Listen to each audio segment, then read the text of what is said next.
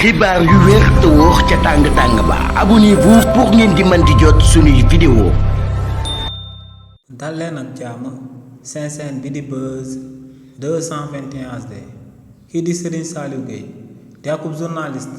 bu kenn dootu présenté ci réew mi di Sénégal yëkkati na ay kàddu daal di koy jëmale ci benn scandale bi nga xam ne kii di président Macky Sall ak Matar Ba nekkoon fi ministre des sports ñoom ñoo ko daal di seq te ne scandale boobee moo ngi daal di toll ci 40 milliards de francs CFA. si li ni mel kii di Serigne Saliou Gueye ne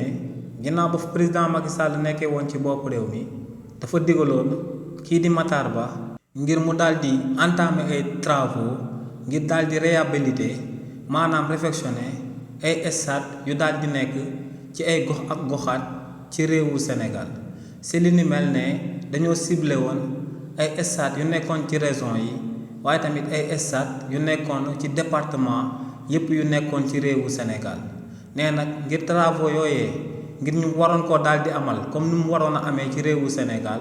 ne état bu Sénégal dafa débloqué woon lu tolloog 40 milliards de francs CFA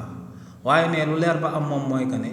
ginnaaw bañ débloqué 40 milliards de francs CFA yooyee ba tey ne lu ëpp ci stade yooyee ñu waroon a daal di defar ci ay département ak ay région ci réewu Sénégal ne stade yooyee ba tey ba gannaaw suba stade yooyee defaruñ ko ne li ni mel nag moom moo sabab ñu war a daal di saytu